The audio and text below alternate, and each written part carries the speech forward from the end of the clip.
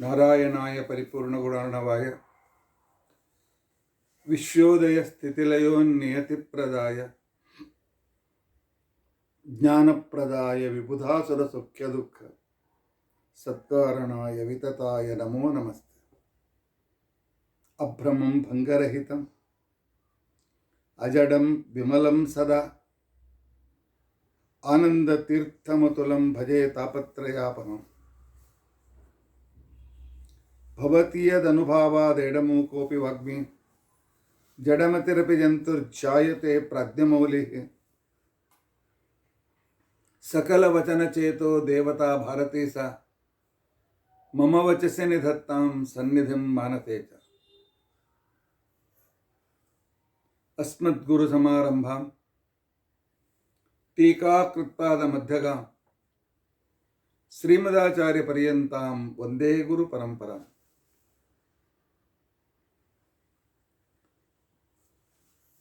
विद्यायां विबुधाचार्यं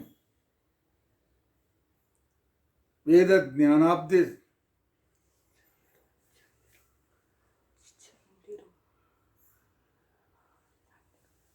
दुर्मतध्वान्तमार्ताण्डं सत्यध्यानमुनिं भजे।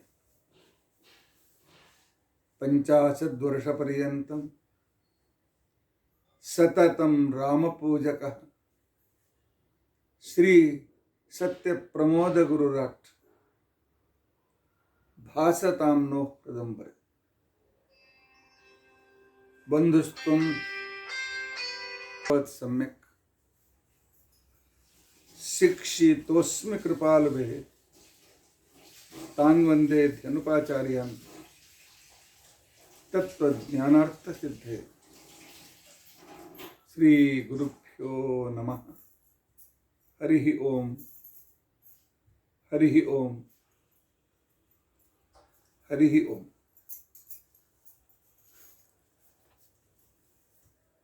स्वस्तिस्तु अशेषसन्मङ्गलानि सन्तु।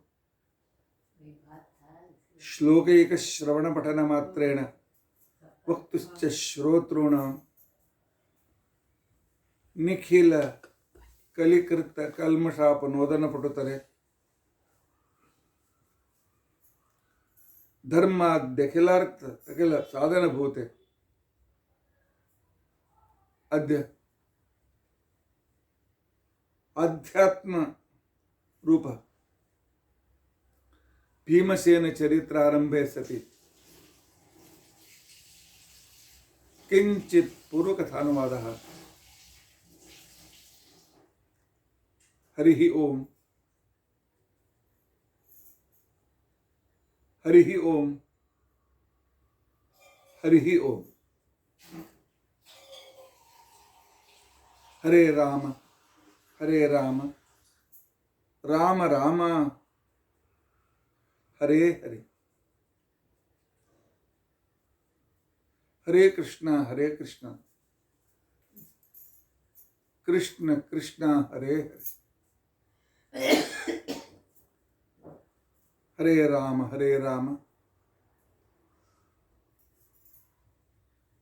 राम राम हरे हरे। हरे कृष्णा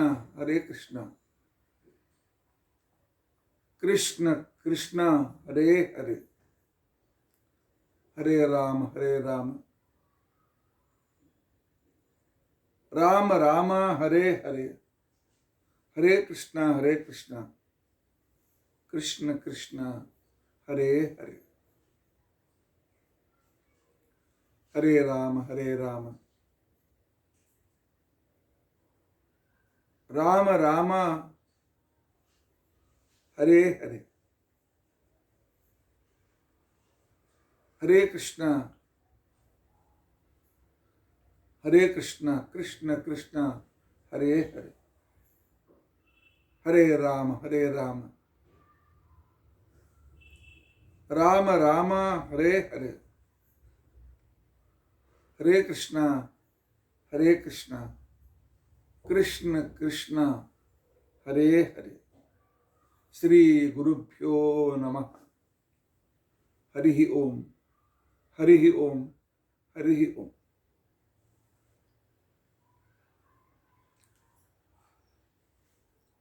ನಿನ್ನೆ ದಿನ ಪ್ರವಚನ ಆಗಲಿಲ್ಲ.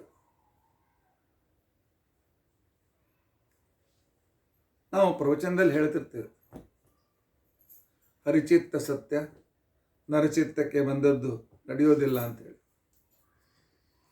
ಆದರೆ ಮರೆತು ಬಿಡ್ತೇವೆ. ನೆನಪು ಮಾಡೋ ಸಲುವಾಗಿ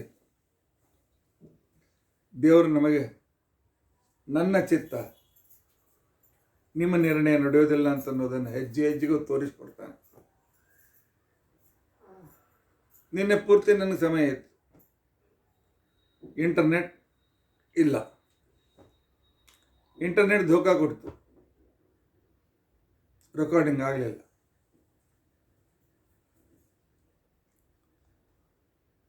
ಹರಿಚಿತ್ತ ಸತ್ಯ, ನೆನಪಲ್ಲಿ ಇಟ್ಕೊಡ್ರಿ, ನನ್ನನ್ನು ಮರಿಬೇಡ್ರಿ ಅಂತ ದೇವರು ನಮ್ಮನ್ನು ಎಚ್ಚರಿಸ್ತಾ ಇರ್ತಾನೆ. ಇಲ್ಲಪ್ಪ ಪರಮಾತ್ಮ ನೀನು ನೆನೆಯೋದಿಲ್ಲ ಅಂತೇಳಿ ಪ್ರತಿ ಕ್ಷಣಕ್ಕೂ ನಾವು ಹೇಳ್ತಾ ಇರೋಣ. ಇನ್ನು ಎರಡನೇ ವಿಷಯ, 2 ದಿನಗಳ ನಂತರ ರವಿವಾರ 15 ಫೆಬ್ರವರಿ ಶಿವರಾತ್ರಿ ಬರ್ತದೆ.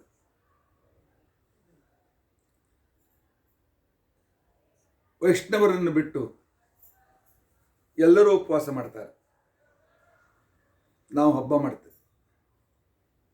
ಯಾಕಪ್ಪ ಇಷ್ಟು ದ್ವೇಷವೇ ರುದ್ರದೇವರ ಮೇಲೆ? ಅವ್ರ ಹೆಸರಿನಲ್ಲಿ ಒಂದು ದಿವಸ ಉಪವಾಸ ಮಾಡಲಿಕ್ಕೆ ಆಗೋದಿಲ್ಲೇನು?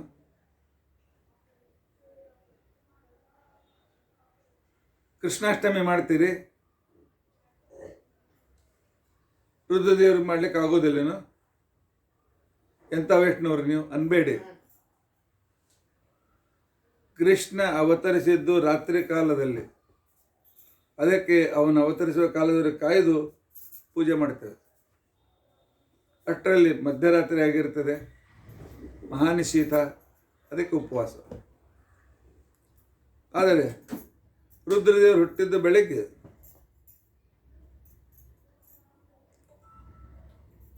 ಪ್ರಾತಃ ಕಾಲ 10 ಗಂಟೆಗೆ ಒಳಗೆ, 10 ಗಂಟೆಗಿಂತ ಮೊದಲು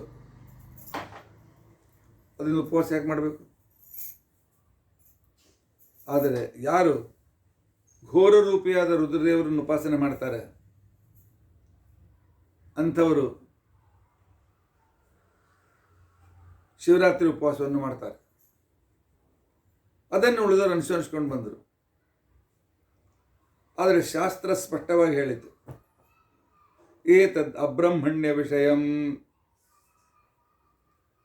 ಶಿವರಾತ್ರಿ ಪೂರ್ತಿ ಉಪವಾಸ ಇರೋದು ಇದು ಬ್ರಾಹ್ಮಣರಿಗೆ ಮಾಡಿದ್ದಲ್ಲ, ಬ್ರಾಹ್ಮಣರಿಗೆ ಈ ನಿಯಮ ಲಾಗೂ ಆಗುವುದಿಲ್ಲ. ಇದು ರಾಜಸ ತಾಮಸ ರೀತಿಯಿಂದ ರುದ್ರದೇವರಿಗೆ ಆರಾಧನೆ ಮಾಡತಕ್ಕಂಥವರಿಗೋಸ್ಕರ ಶಿವರಾತ್ರಿ ಉಪವಾಸ.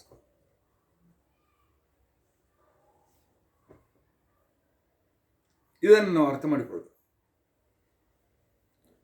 ಶಾಸ್ತ್ರವೇ ಹೇಳ್ತಾರೆ, ರುದ್ರದೇವರನ್ನು ತಪ್ಪದೇ ಪೂಜೆ ಮಾಡಿ ಅಂತ ತಿಳ್ಕೊಂಡಂತ. ಹೌದು, ನಾವು ಮಾಡ್ತೇವೆ.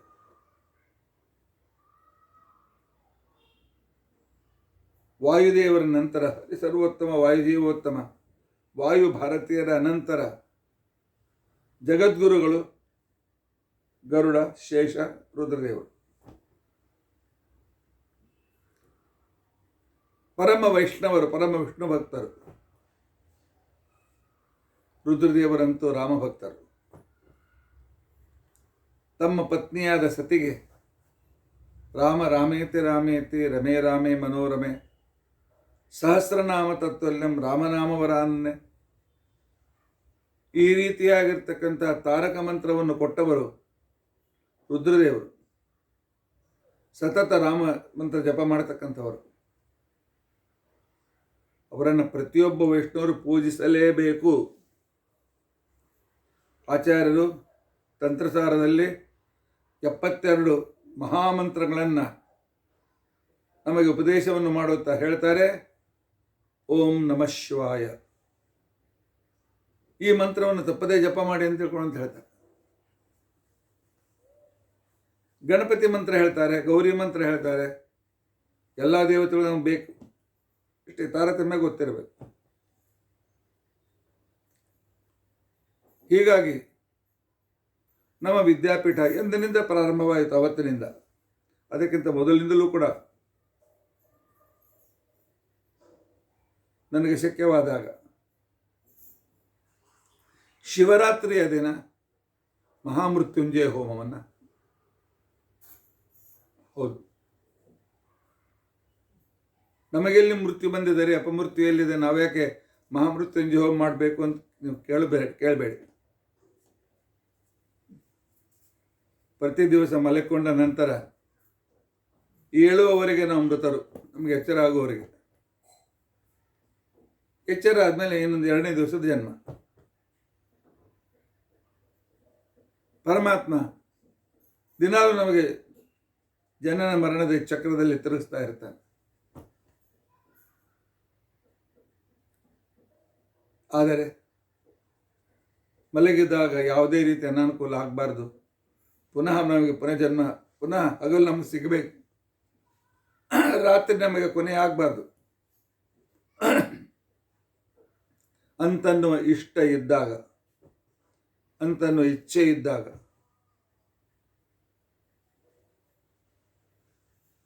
ನಾವು ತಪ್ಪದೇ ರುದ್ರದೇವರನ್ನು ನೆನೆಸ್ಬೇಕು.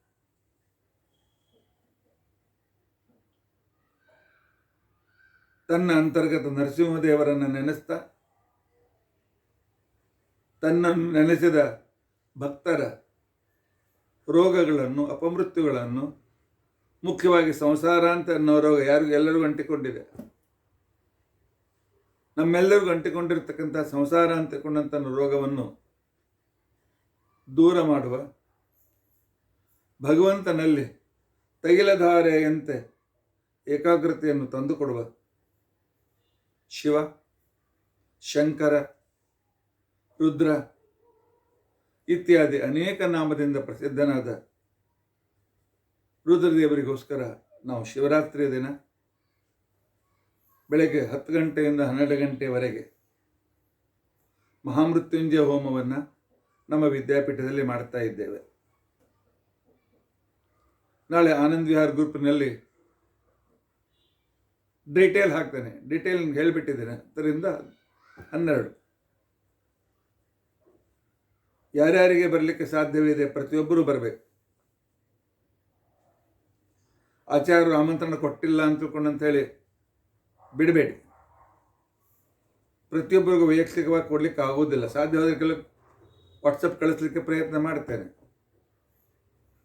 ಆದರೆ ವಿದ್ಯಾಪೀಠದ ಪಾಠ ಪ್ರವಚನದ ಶೆಡ್ಯೂಲ್ನಲ್ಲಿ ನನಗೆ ಸಮಯ ಸಿಕ್ಕೋದಿಲ್ಲ. ಇರಲಿ, ಇದನ್ನೇ ಆಮಂತ್ರಣ ಅಂತ ತಿಳಿದುಕೊಳ್ಳಿ. ಇಲ್ಲದೇ ಇದ್ರೆ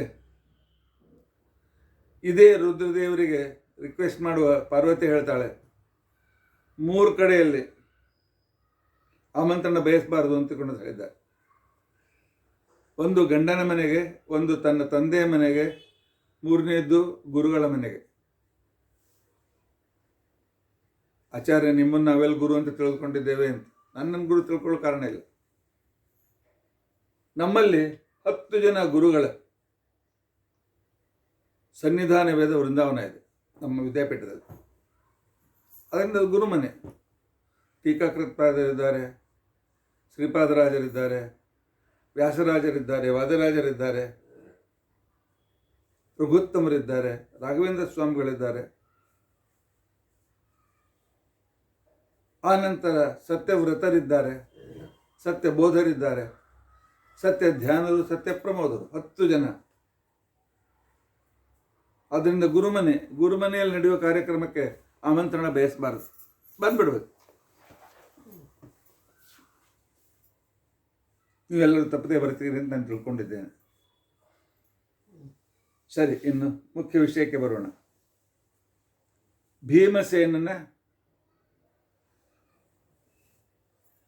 ಭೀಮಸೇನನು ನಮ್ಮ ಜೀವನದ ಭಕ್ತಿ ಮತ್ತು ಜ್ಞಾನದ ಪ್ರತಿರೂಪ. ಭಕ್ತಿ ಹೇಗೆ ಮಾಡಬೇಕು, ಜ್ಞಾನ ಸಂಪಾದನೆ ಹೇಗೆ ಮಾಡಬೇಕು ಯಾವುದು ಅತ್ಯಂತ ಶ್ರೇಷ್ಠವಾದ ತತ್ವಜ್ಞಾನ? ಇದನ್ನು ಭೀಮನ ಚರಿತ್ರೆಯಿಂದ ನಾವು ತಿಳಿದುಕೊಳ್ಬೇಕು. ಒಂದೊಂದು ಭಕ್ತಿ ಜ್ಞಾನದ ಬಗ್ಗೆ ತಿಂಗಳಾನುಗಟ್ಟಲೆ ಹೇಳೋ ವಿಚಾರ ಇದೆ, ಮೊದಲು ಹೇಳಿ ಆಗಿದೆ ನಾನು. ಈಗ ದಿನಕ್ಕೆ ಒಂದು ಗುಣ ತೆಗೆದುಕೊಳ್ತಾ ಇದ್ದೇನೆ, ಯಾಕಂದರೆ ಒಂದು ಸಮಷ್ಟಿಯಿಂದ ನೆನಪಿರಲಿ ನಿಮಗೆ ಅಂತ ತಿಳ್ಕೊಂಡೆ. ಇವತ್ತು ನಾನು ವೈರಾಗ್ಯ ಅಂತನ್ನೋ ಗುಣ, ಇದರ ಪ್ರತಿನಿಧಿ ಭೀಮಸೇನ ಅನ್ನುವುದನ್ನು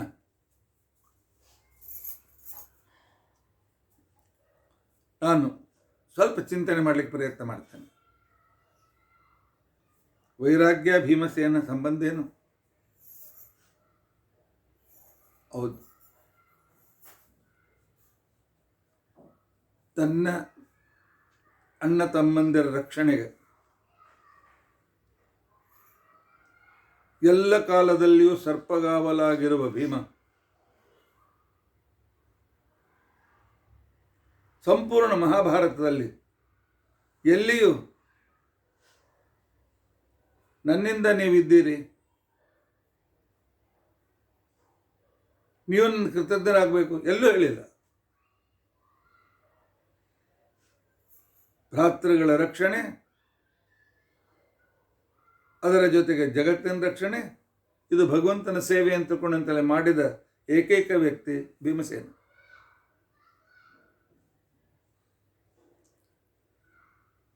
ತನ್ನ ಸ್ವಾರ್ಥವನ್ನು ಎಂದಿಗೂ ಬಯಸಲಿಲ್ಲ.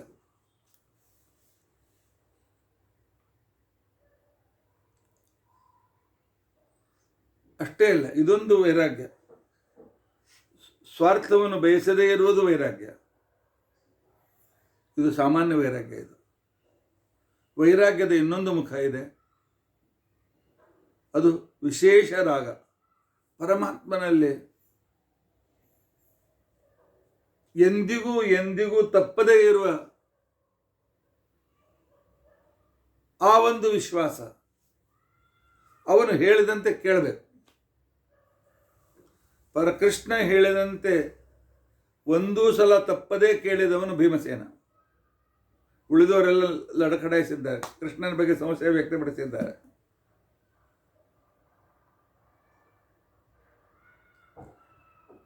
ಭೀಮಸೇನನ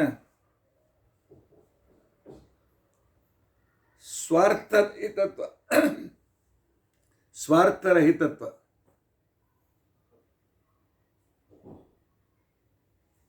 ಒಂದು ಘಟನೆ ನಿಮಗೆ ಹೇಳ್ತೇನೆ.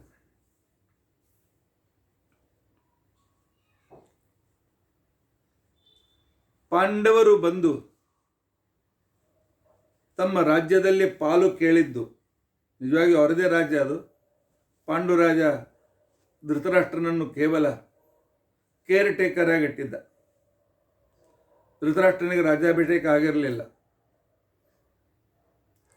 ಹೀಗಾಗಿ ಯುವರಾಜ ಯುಧಿಷ್ಠರನ್ನೇ ಆಗಬೇಕು, ದುರ್ಯೋಧನಕ್ಕಿಂತ ದೊಡ್ಡವ. ಇದು ದುರ್ಯೋಧನ ಮನಸ್ಸಿನಲ್ಲಿ ಸಂಕಟ.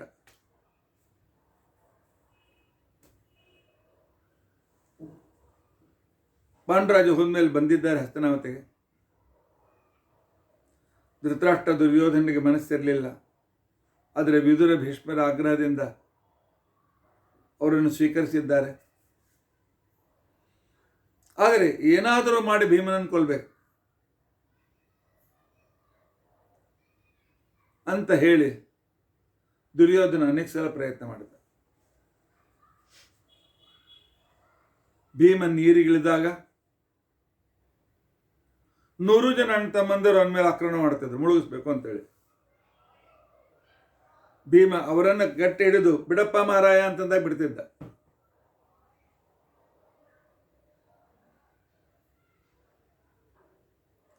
ಯಾಕೆ? ನಾನು ನನ್ನ ತಮ್ಮಂದ ರಕ್ಷಕನಿದ್ದೇನೆ. ಕೌರವರಿಗೂ ಅರ್ಥವಾಯಿತು. ಭೀಮ ಮೈನಸ್ ಉಳಿದ ಪಾಂಡವರು, ಅವರನ್ನು ನಾವು ಸೋಲಿಸ್ಬೋದು. ಭೀಮ ಮೈನಸ್ ಪಾಂಡವರ ಅರ್ಥ ಇಲ್ಲ, ಭೀಮ ಇದ್ದರೆ ಪಾಂಡವರಿಗೆ ಅರ್ಥ ಇದೆ ಅಂತ ಹೇಳಿ ವಿಶೇಷವಾಗಿ ಭೀಮನ ಬಗ್ಗೆ ಬೇಕಾದಷ್ಟು ಪ್ರಯತ್ನ ಮಾಡಿದರು. ಅಪ್ಪನ ಮಾಡಬೇಕು ಅಂತ ಪ್ರಯತ್ನ ಮಾಡಿದರು. ಸಣ್ಣವರಿದ್ದಾಗ ಓಡುವ ಸ್ಪರ್ಧೆ, ಜಿಗಿಯುವ ಸ್ಪರ್ಧೆ, ಕುಸ್ತಿಯ ಸ್ಪರ್ಧೆ, ಎಲ್ಲ ರೀತಿಯಲ್ಲೂ ಭೀಮನನ್ನು ಸೋಲಿಸ್ಲಿಕ್ಕೆ ಪ್ರಯತ್ನ ಮಾಡಿದರೆ ಆಗಲಿಲ್ಲ. ಕೊನೆಗೆ ಶಕುನಿ ಅಲ್ಲಿ ಅವನು ನಾಸ್ತಿಕತೆಯ ಪ್ರತಿನಿಧಿ. ಭೀಮ ಭಗವಂತನ ಸರ್ವೋತ್ತಮತ್ವ ಅಂತ ಗುಣಂತನ್ನು ಹೇಳೋದಕ್ಕೋಸ್ಕರ ಸಾಕ್ಷಾತ್ ಪ್ರಮಾಣ. ನಾಸ್ತಿಕತೆ ಪ್ರಮಾಣಗಳ ಮೇಲೆ ದ್ವೇಷ ಮಾಡ್ತದೆ. ಆದ್ದರಿಂದಾಗಿ ಅವನು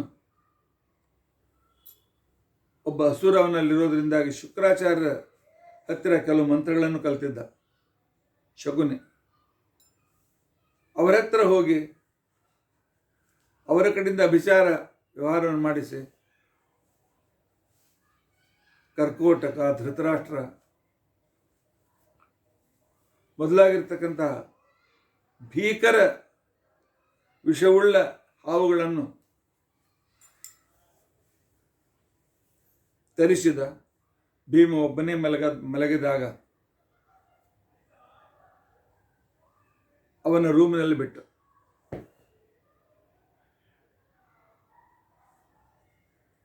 ಆಯ್ತೇನು ಅವು ಕಸ್ತವೆ, ಭೀಮ ಸಾಯ್ತಾನೆ. ಅವೆಲ್ಲ ಹಾವುಗಳು ಹೀಗೆ ಹೆಡೆ ಕಡುತ್ತ ಭೀಮನ ಹತ್ರ ಬಂದಿವೆ. ಅಷ್ಟರಲ್ಲಿ ಭೀಮ ಹೀಗೆ ಮಗ್ಲಾದವನು ಹಾಗೆ ಮಗ್ಲಾಗ್ಬಿಟ್ಟ. ಎಲ್ಲ ಹಾವುಗಳು ಚಪ್ಪಟೆ ಆದವು. ಹೇಗೋ ಸ್ವಲ್ಪ ಭೀಮ ಬದಿಗೆ ಸರಿದಾಗ ಉಳಿದೇ ಸಾಕು ಅಂತಿಕೊಂಡು ಅಂತ ಹೇಳಿ ತಮ್ಮ ಪ್ರಾಣ ಉಳಿಸ್ಕೊಂಡು ಓಡೋಗ್ಬಿಟ್ಟು. ಭೀಮನನ್ನು ಕೊಲ್ಲಬೇಕು ಅಂತ ಮೊದಲನೇ ಪ್ರಯೋಗ. ಆದರೆ ಭೀಮ ಹೊರಗೆ ಬಂದು ನಾನೆಷ್ಟು ಹಾವುಗಳನ್ನು ಕೊಂದಿದ್ದೇನೆ, ಎಂದಿಗೂ ಇಲ್ಲ ಆತ್ಮ ಪ್ರಶಂಸೆಯನ್ನು ಮಾಡಿಕೊಳ್ಳುವುದು. ನನಗಿಂತ ನನ್ನ ಅಣ್ಣನ ಜನರಿಗೆ ಅಣ್ಣ ಯುಧಿಷ್ಠಿರೇನು ಪ್ರಯೋಜನ ಇಲ್ಲ, ತಮ್ಮ ಶ್ರೇಷ್ಠ ಅಂತ ಅನ್ನಬೇಕು ಅಂತನ್ನುವ ಒಂದು ಸ್ವಲ್ಪವೂ ಕೂಡ ಭಾವನೆ ಇಲ್ಲದ ವಿರಕ್ತಿ ವ್ಯಕ್ತಿ, ವೈರಾಗ್ಯದ ಪ್ರತಿಮೂರ್ತಿ ಭೀಮಸೇನ. ಭೀಮಸೇನನಿಗೆ ವಿದುರರ ಗುಪ್ತಚಾರದಿಂದ ಗೊತ್ತಾಯಿತು, ಇವತ್ತು ಗಂಗಾ ನದಿ ತೀರದ ತೋಟದಲ್ಲಿ ನಿಮಗೇನು ಕೌರವರು ಔತಣ ಕೊಟ್ಟಿದ್ದಾರೆ, ಅದರಲ್ಲಿ ಆಹಾರದಲ್ಲಿ ಹಾಲಾಹಲ ವಿಷ ಸೇರಿಸಿದ್ದಾರೆ. ಶುಕ್ರಾಚಾರ್ಯರಿಂದ ಶಕುನಿ ತೆಗೆದುಕೊಂಡು ಬಂದಿದ್ದ. ಭೀಮನಿಗೆ ಗೊತ್ತಾಯಿತು. ಗೊತ್ತಾದ ಕ್ಷಣಕ್ಕೇನೆ ತನ್ನ ತಮ್ಮಂದಿರು ಹೇಳಬೇಕು, ತನ್ನ ತಾಯಿ ಹೇಳಬೇಕು, ಮತ್ತೆ ರಾಜಕೀಯ ಗಲ್ಭೆ. ಇಷ್ಟು ಬೇಗ ದುರ್ಯೋಧನಾಳದನ್ನು ಕೊಲ್ಲುವುದು ಭಗವಂತನ ಇಚ್ಛೆಗೆ ಇಲ್ಲ, ಇದು ಭೀಮನಿಗೆ ಪೂರ್ತಿ ಗೊತ್ತಿತ್ತು. ಅವತ್ತೇ ಕೊಂದು ಹಾಕ್ಬೋದಾಗಿತ್ತು. ವಿಷ ಹಾಕಿರಿ ಅಂತ ಪ್ರಮಾಣ ಮಾಡಿಸಿ ಅವ್ರನ್ನ ಕೊಂದು ಹಾಕ್ಬೋದಾಗಿತ್ತು. ಇಲ್ಲ, ಇನ್ನೂ ಇವರ ಪಾಪದ ಕೂಡ ತುಂಬಿಲ್ಲ. ಇದು ಭಗವಂತನ ಹೃದಯ ಭೀಮಸೇನನಿಗೆ ಗೊತ್ತು. ಈಗ ತನ್ನ ತಮ್ಮಂದನ್ನು ಉಳಿಸ್ಬೇಕು. ಅವ್ರ ಗಂಟೆ ಹೇಳಿದ್ರೆ 11 ಗಂಟೆ ಊಟಕ್ಕೆ ಬನ್ನಿ ಅಂತ ಹೇಳಿ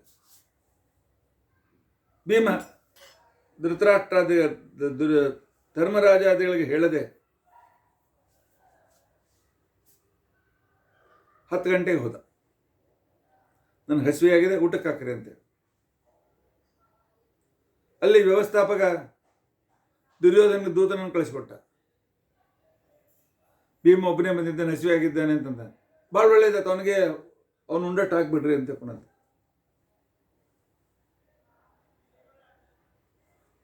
ತನ್ನ ತಮ್ಮಂದರನ್ನು ಉಳಿಸಬೇಕು, ನನಗೆ ಹೆಚ್ಚು ಕಡಿಮೆ ಆದರೂ ನಡೀತದೆ ಅಂತ ಅನ್ನೋದು ಏನು ನಿಸ್ವಾರ್ಥತೆ ಇದೆ, ಇದಕ್ಕೆ ವೈರಾಗ್ಯ ಅಂತ ಕರೀತಾರೆ.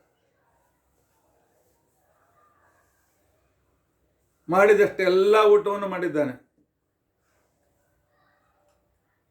ಮತ್ತೆ ಆ ಪಾತ್ರೆಯಲ್ಲಿ ಇನ್ನೊಂದು ಅನ್ನ ಮಾಡಿ ತನ್ನ ತಮ್ಮಂದಿರಿಗೆ ಹಾಕಬಾರ್ದು ಅಂತ ಹೇಳಿ ಆ ಪಾತ್ರೆಗಳನ್ನು ತೊಳೆದು ನೀರು ಕುಡಿದಿದ್ದಾನೆ. ಹೋಗಿ ಮಲಿಕೊಂಡ. ಕೊನೆಗೆ ಅವನು ನಿದ್ದೆಲಿದ್ದದ್ದು ನೋಡಿ ಸತ್ತಾನೆ ಅಂತ ತಿಳ್ಕೊಂಡು ಅಂತೇಳಿ ಅವನಿಗೆ ಅನೇಕ ರೀತಿಯಾದಂಥ ಕಬ್ಬಿಣದ ಸರಪಳಿ ಕಟ್ಟಿ ಅವನನ್ನು ಗಂಗಾ ನದಿಯಲ್ಲಿ ಹಾಕಿದ್ದಾರೆ. ಪ್ರಮಾಣ ಕೋಟಿ ಅಂತ ತಿಳ್ಕೊಂಡು ಅಂತೇಳಿ ಅತಿ ಆಳವಾಗಿ ಪಾತಾಳದವರೆಗೆ ಹೋಗ್ತಕ್ಕಂಥ ಗಂಗಾ ನದಿಯ ಭಾಗ. ಅದಕ್ಕೋಸ್ಕರವೇ ಪ್ರಮಾಣ ಕೋಟೆ ಸಹೇಲೆಯಾಗ ನೇದಂ ಜಗಜ್ಜೀವನ ದೇತ್ತ ಚಿತ್ರಂ ಅಂತ ತಿಳ್ಕೊಂಡು ಅಂತೇಳಿ ಆಚಾರ್ಯ ವರ್ಣನೆ ಮಾಡ್ತಾರೆ. ಭೀಮ ಅಲ್ಲಿ ಹೋದ, ನಾಗಲೋಕಕ್ಕೆ ಸೀದಾ ಹೋಗಿದ್ದಾನೆ. ಬಂದಿರತಕ್ಕಂತಹ ಯಾವುದೋ ವ್ಯಕ್ತಿ ಅಂತ ತಿಳ್ಕೊಂಡು ಅಂತೇಳಿ ನಾಗಗಳು ಅವನು ಪುನಃ ಕಚ್ಚಿವೆ. ಅವನಿಗೆ ವಿಷಶ್ಯ ವಿಷಮೌಷಧಂ, ಹಾವು ಕಚ್ಚಿದಂತೆ ಅವನ ವಿಷ ಪೂರ್ತಿ ಇಳಿದು ಹೋಗಿದೆ. ಆ ನಂತರ ಆ ನಾಗ ಜಾತಿಯ ಹಿರಿಯ ಅವನು ಕುಂತಿದೇವಿಗೆ ಸೋದರ ಮಾವನಾಗಬೇಕು. ಭೀಮ ಬಂದದ್ದನ್ನು ನೋಡಿ ದುರ್ಯೋಧನಾದಿಗಳ ವಿಷಯ ತಿಳಿದು ಅಂತಿಕೊಂಡು ಅಂತೇಳಿ ಅವನ ವಿಷವನ್ನೆಲ್ಲ ಇಳಿಸಿ ಅವನಿಗೆ ಅಮೃತದಂಥ ಔಷಧಿ ಪಾನವನ್ನು ಮಾಡಿಸಿದಾಗ ಭೀಮ ಆರಾಮಾಗಿ ಎದ್ದು ಕೂತ್ಕೊಂಡಿದ್ದಾನೆ. ಅವರೆಲ್ಲರಿಗೂ ಸಮಾಧಾನ ಹೇಳಿ ತಿರುಗಿ ವಾಪಸ್ ಬಂದಿದ್ದಾನೆ. ಭೀಮ ಸತ್ತು ಹೋಗಿದ್ದಾನೆ ಅಂತ ತಿಳ್ಕೊಂಡು ಅಂತೇಳಿ ಎಲ್ಲರೂ ಆ ಉದ್ಯಾನದಲ್ಲಿ ಆಟ ಆಡ್ತಾ ಇದ್ರು ದುರ್ಯೋಧನಾದಿಗಳು. ನದಿಯಿಂದ ಭೀಮ ಎದ್ದು ಬಂದ ಮೇಲೆ ಎಲ್ಲಿ ಭೂತ ಬಂತು ಅಂತ ತಿಳ್ಕೊಂಡು ಅಂತೇಳಿ ಎಲ್ಲೂ ಗಾಬರಿ ಆಗೋಗಿದ್ದಾರೆ. ಆದರೆ ಭೀಮ ಹೇಳಿಕೊಂಡನೆ, ಏನು ಹೇಳ್ಕೊಳ್ಳಿಲ್ಲ. ಭೀಮ ಕಾಲಾಲ ವಿಷ ಉಂಡು ಜೀರ್ಣಿಸಿಕೊಂಡಿದ್ದಾನೆ ಅಂತ ಅನ್ನೋ ವಿಷಯ ಕೇವಲ ಕುಂತಿ ಮತ್ತು ವಿದುರನಿಗೆ ಗೊತ್ತು. ಯಾಕೆ? ಶ್ರೀಕೃಷ್ಣನ ಭೇಟಿಯಾಗುವವರೆಗೂ ತನ್ನ ತಾಯಿಯಲ್ಲೇ ದೇವರನ್ನು ಕಾಣ್ತಕ್ಕಂಥವನು ಭೀಮಸೇನ. ಭೀಮಸೇನನ ಚರಿತ್ರೆಯಲ್ಲಿ ತಾಯಿಯ ಮಾತನ್ನು ಎಂದಿಗೂ ಮೀರದೇ ಇದ್ದ ವ್ಯಕ್ತಿ ಭೀಮಸೇನ. ತಾಯಿ ಹೇಳಿದಕ್ಕೆ ತಯಾರಾಗಿದ್ದಾನೆ, ಸಿದ್ಧನಾಗಿದ್ದಾನೆ.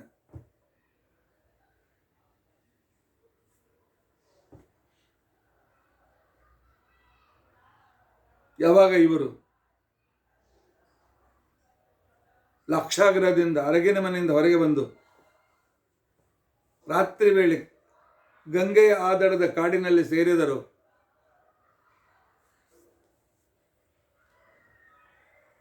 ಅಲ್ಲಿ ಹಿಡಿಂಬ ಅಂತನ್ನೋ ರಾಕ್ಷಸ ಇರ್ತದೆ, ದುರ್ಯೋಧನನ ಮಿತ್ರ. ಅದಕ್ಕೆ ಹಿಡಿಂಬವನ ಅಂತೆ ಪ್ರಸಿದ್ಧಿ ಇತ್ತು. ಆ ಹಿಡಿಂಬನ ಅನುಯಾಯಿಗಳೆಲ್ಲರೂ ನರಮಾಂಸ ಭಕ್ಷಕರು.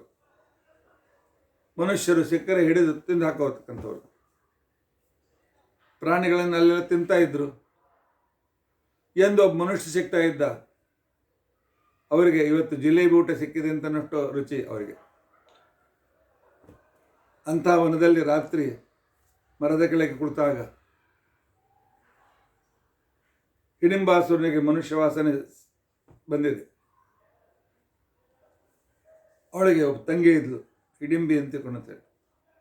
ಹೋಗಿ ನೋಡ್ಕೊಂಬ ಯಾರು ಬಂದಿದ್ದಾರೆ ಅಂತಕೊಂಡು. ಯಾಕೋ ವಾಸನೆ ತೀವ್ರ ಬರ್ತಾ ಇದ್ದು, ಒಬ್ಬರೆಲ್ಲ 3-4 ಜನ ಇರಬೇಕು. ಅವರು ಆರಾಮಾಗಿ ತಿಂದು ಮಜಾ ಮಾಡೋಣ ಅಂತಕೊಂಡಂತೇಳಿ ಅವರನ್ನೆಲ್ಲರ ಕೊಂದು ತುಂಡು ಮಾಡಿ ಆ ನಂತರ ಅನ್ನದಲ್ಲಿ ಹಾಕಿ ಬಿರಿಯಾನಿ ತಯಾರು ಮಾಡೋಣ. ಈ ಬಿರಿಯಾನಿ ಶಬ್ದ ನಂದು ಇದೊಂದಲ್ಲ, ಹಿಂದೆಂದಲ್ಲ, ತಮಾಷೆಗೋಸ್ಕರ ಹೇಳ್ತಾ ಇದೆ. ಈ ರೀತಿಯಾಗಿ ಹೇಳಿದ. ಹಿಡಿಂಬಿಯು ರಾಕ್ಷಸಿ, ನರಭಕ್ಷಕ ರಾಕ್ಷಸಿ.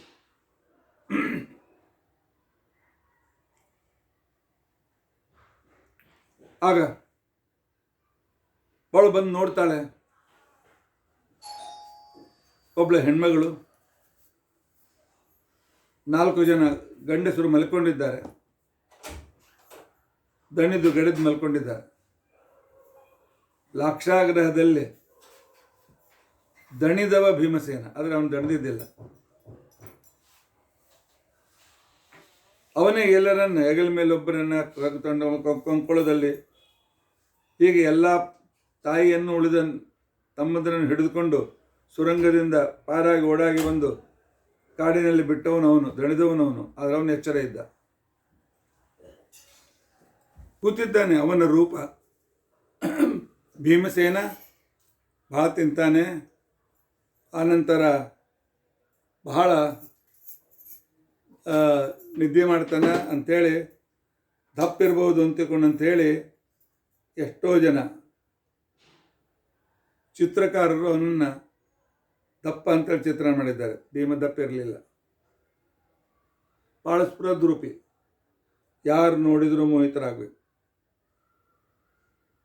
ಅಂಥ ಸ್ಫುರದ್ರೂಪಿ. ಅವನನ್ನು ನೋಡಿ ತಾರುಣ್ಯದಲ್ಲಿರುವ ಹಿಡಿಂಬಿ ಪ್ರೀತಿಸಿದ್ದಾಳೆ. ತಿನ್ನೋ ಬದಲಾಗಿ ಭೀಮನ ಹತ್ರ ಬಂದು ಪ್ರೇಮಯಾಚನೆ ಮಾಡ್ತಾ ಇದ್ದಾಳೆ.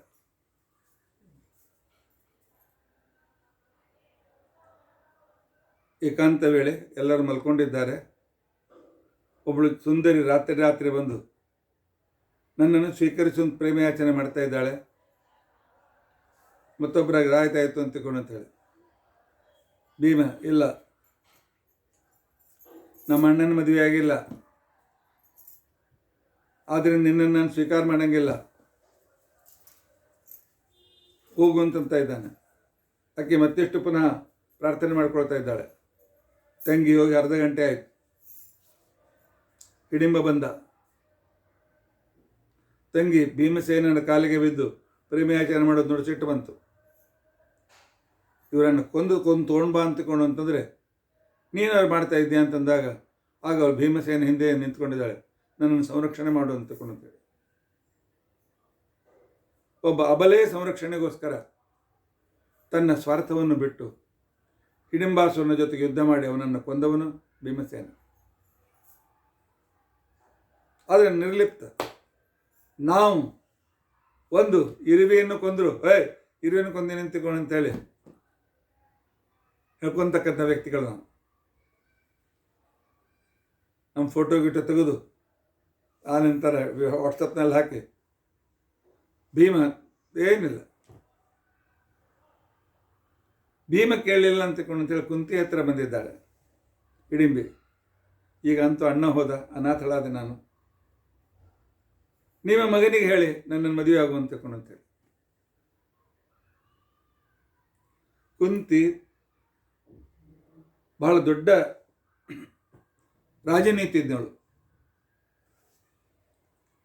ರಾಜರಿಗೆ ಶತ್ರುಗಳಿಗಿಂತ ಮಿತ್ರ ಹೆಚ್ಚಿರಬೇಕಾಗ್ತದೆ. ಹಸ್ತಿನಾವತಿಗೆ ಸಮೀಪದಲ್ಲಿ ಇರುವ ಹಿಡಿಂಬವನದಲ್ಲಿರ್ತಕ್ಕಂಥವರೆಲ್ಲರೂ ಮನುಷ್ಯ ಭಕ್ಷಕ ರಾಕ್ಷಸರು, ಅಸುರರು, ಆದರೆ ಮಹಾಪರಾಕ್ರಮಿಗಳು. ಕುಂತಿ ವಿಚಾರ ಮಾಡಿದ್ಲು, ಇವಳನ್ನ ಭೀಮ ಮದುವೆ ಆದರೆ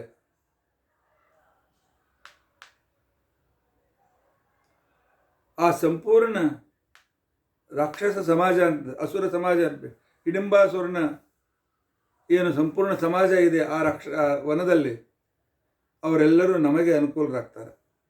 ಆ ರೀತಿ ಅನುಕೂಲ ಮಾಡಿಕೊಳ್ಳೋಣ.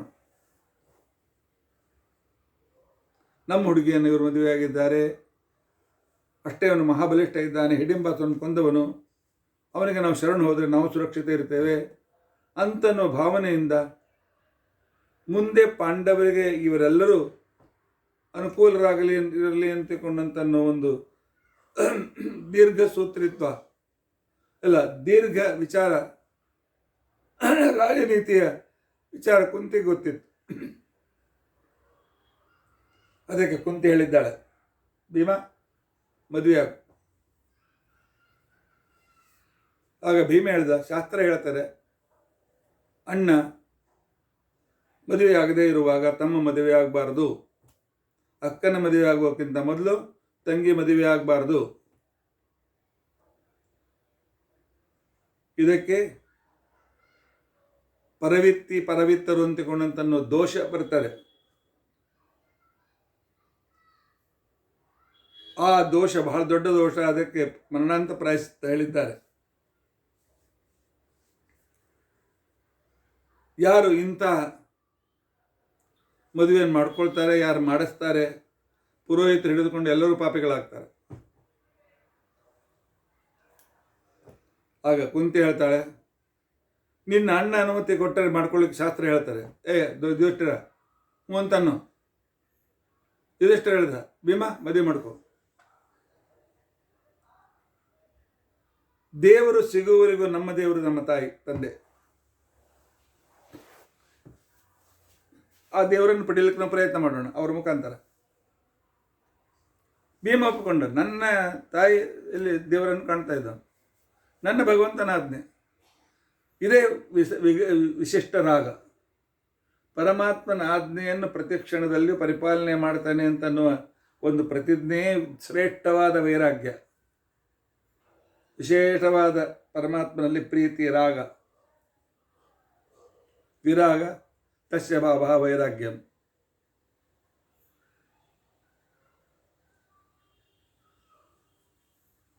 ಆದರೆ ಅವನು ಹೇಳ್ತಾನೆ, ನಾನು ಇಲ್ಲೇ ಕೂತ್ಕೊಂಡು ಮುಂದೆ ನಮ್ಮ ರಾಜಕೀಯವಾದಂಥ ಭವಿಷ್ಯ. ಅವಳು ಹೇಳಿದ್ಲು, ಒಂದು ಗಂಡು ಮಗು ಆಗುವವರೆಗೂ ನೀನು ಅವಳ ಜೊತೆಯಲ್ಲಿಟ್ಟುಕೋ, ಆ ನಂತರ ಅವಳಿಗೆ ನೀನು ಸುಖವಾಗಿರು ಅಂತಕೊಂಡು ಅಂತ ಹೇಳಿ. ಭೀಮ ಒಪ್ಪಿಕೊಂಡ. 6 ತಿಂಗಳು ಅದೇ ವನದಲ್ಲಿದ್ದರು. ಯಾವಾಗ ಹಿಡಿಂಬಿ ಗರ್ಭಿಣಿಯಾದ್ಲು, ಆ ಕಾಲದಲ್ಲಿ ಅಲ್ಲಿವರೆಗೂ ಭೀಮ ಅಮ್ಮ ಹೇಳಿದ ಹುಡುಗಿ ಮದುವೆಯಾಗಿದ್ದೇನೆ, ಅದರಿಂದ ನನಗೇನು ಇಂಟ್ರೆಸ್ಟ್ ಇಲ್ಲ ಅಂತ ಕೂಡಲಿಲ್ಲ. ಮದುವೆ ಆದಮೇಲೆ ಕರ್ತವ್ಯ ನಿರ್ವಹಣೆ. ಎಷ್ಟೋ ಜನ ಹೇಳ್ತಾರೆ, ಹೆಂಡತಿಯನ್ನು ಪ್ರೀತಿಸೋದಿಲ್ಲ, ಹೆಂಡತಿಯ ಬಗ್ಗೆ ತಿರಸ್ಕಾರ. ನಮ್ಮಪ್ಪ ಹೇಳಿದ್ದಾನೆ ನೀನು ಮದುವೆ ಆಗಿದ್ದೇನೆ, ನಾನು ಒಪ್ಪಿ ಮದುವೆ ಆಗಿಲ್ಲ, ನಮ್ಮಮ್ಮ ಆಗ್ರಹ ಮಾಡಿಲ್ಲ ಮದುವೆ ಆಗಿದ್ದೇನೆ ಅಂತನ್ನುವ ಎಷ್ಟೋ ಹುಡುಗರಿದ್ದಾರೆ, ಮೂರ್ಖರು. ಭೀಮಸೇನ 6 ತಿಂಗಳಲ್ಲಿ ತನ್ನ ಹೆಂಡತಿಯನ್ನು ಸುಖವಾಗಿಡಬೇಕು ಅಂತ ತಿಳ್ಕೊಂಡಂತೇಳಿ ಇವರೆಲ್ಲರೂ ಮಲಗಿದಾಗ ಅಥವಾ ವಿಶ್ರಾಂತಿಯಲ್ಲಿರುವಾಗ ಭೀಮಸೇನ ಹಿಡಿಂಬೆಯನ್ನು ಕರೆದುಕೊಂಡು ಎಲ್ಲ ಸ್ವರ್ಗಾದಿ ಲೋಕಗಳಲ್ಲಿ ಅಲ್ಲಿ ಉದ್ಯಾನದಲ್ಲಿ ವಿಹಾರ ಮಾಡಿಕೊಂಡು ಬಂದಿದ್ದಾನೆ. ಹೆಂಡತಿಯನ್ನು ಪ್ರೀತಿಸಬೇಕು ಅಂತನ್ನೋದು ಕೂಡ ಭೀಮನಿಂದ ಕಲಿಬೇಕು. ಮಗ ಹುಟ್ಟಿದ ಮೇಲೆ ಹೇಳಿದ, ಆಯ್ತು ನಿನ್ನ ಮಗ ನೋಡ್ಕೊಂಡಿರು. ಅವಳು ಒಪ್ಪಿದ್ದಾಳೆ. ನನ್ನನ್ನು ಸ್ಮರಣೆ ಮಾಡಿ, ನನಗೆ ಆ ಒಂದು ಯುದ್ಧ ಇದೆ, ನೀವು ಕರೆದಾಗ ನಾನು ಬರ್ತೇನೆ, ನಿಮ್ಮ ಸೇವೆ ಮಾಡ್ತೇನೆ ಅಂತೇಳಿ ಕುಂತಿಗೆ, ಯುಧಿಷ್ಠಿರನಿಗೆ, ಭೀಮನಿಗೆ ಹೇಳಿ ಹಿಡಿಂಬೆ ಹೋಗಿದ್ದಾಳೆ. ಅಲ್ಲಿರ್ತಕ್ಕಂಥ ಎಲ್ಲ ಜನಾಂಗ ಭೀಮನ ಅಧೀನವಾಗಿದೆ. ನಾನು ನಿನ್ನ ಹೇಳಿದ ಹಾಗೆ ಕೇಳ್ತೇನೆ.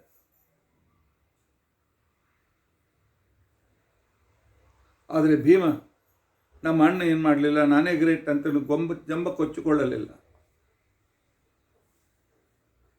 ತನಗೆ ಕೀರ್ತಿ ಬೇಡ, ನನ್ನ ಅಣ್ಣನಿಗಿಂತ ಹೆಚ್ಚಿನ ಕೀರ್ತಿ ಬೇಡ, ಎಲ್ಲ ಕೀರ್ತಿ ನನ್ನ ಅಣ್ಣನಿಗೆ ಹೋಗಬೇಕು ಅಂತ ನಿಸ್ವಾರ್ಥತೆ, ಇಂಥ ವೈರಾಗ್ಯ ಯಾರಲ್ಲಿರ್ತದ್ರಿ?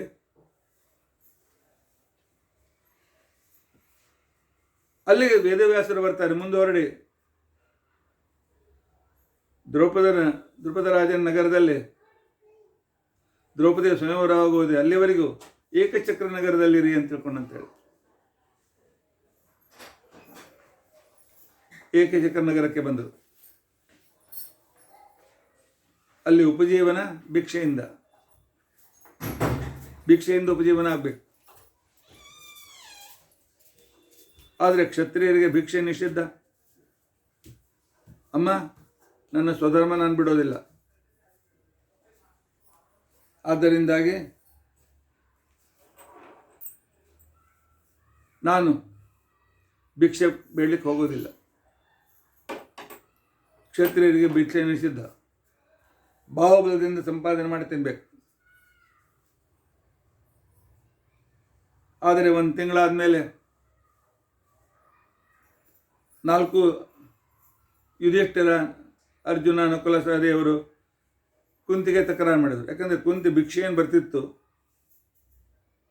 5 ಮಂದಿಗೆ ಎಲ್ಲ ಒಂದು ಕಡೆಗೆ ಸೇರಿಸಿ ಅರ್ಧ ಭಾಗ ಪೂರ್ತಿ ಬಾಜುಕಿಟ್ಟು ಅದನ್ನು ಭೀಮನಿಗೆ ಉಟ್ಕೊಡ್ತಿದ್ಲು. ಉಳಿದ ಅರ್ಧ ಭಾಗದಲ್ಲಿ 4 ಮಂದಿಗೆ ಹಂಚ್ತಿದ್ಲು. ಭೀಮಾರ್ಜುನ, ಧರ್ಮರಾಜ, ಅರ್ಜುನ ಸುಮ್ಮನೆ ಇದ್ರು ಏನೋ ಯಾರಿಗೆ ಗೊತ್ತು. ನಕುಲ ಸಹದೇವರು ಸಣ್ಣವರು. ಅಮ್ಮಗೆ ತಕರಾರು ಮಾಡಿದ್ರು. ಅಮ್ಮ, ಇದೇನಿದೆ ನ್ಯಾಯ? ನಾವು ಭಿಕ್ಷೆ ಬಿಡ್ಕೊಂಡು ಬರಬೇಕು, ಇವ ಮನೆಗೆ ಸುಮ್ಮ ಆರಾಮ್ ಸೇರಿ ಕೊಡಬೇಕು. ತಂದದ್ರೊಳಗೆ ಅರ್ಧ ಅವಂಗ. 3-4 ಸಲ ಆದ ನಂತರ ಕುಂತಿ ಹೇಳಿದ್ಲು, ಹೌದು ಪಾಪ, ಅವ್ರು ಸಣ್ಣ ಹುಡುಗರು ಹೇಳೋದು ಸರಿ ಅದೇ, ಭೀಮ ಭಿಕ್ಷೆಗೆ ಹೋಗು. ಭೀಮನಿಗೆ ಭಿಕ್ಷೆ ಬೇಡೋದು ಧರ್ಮದ ವಿರುದ್ಧ. ಆದರೆ ತಾಯಿಯ ಆಜ್ಞೆ. ತಾಯಿಯಲ್ಲಿ ಭಗವಂತನ ಕಾಣ್ತಾ ಇದೆ. ಯಾಕೆ ತಂದೆ ಹೊರಟೋಗಿದ್ದ.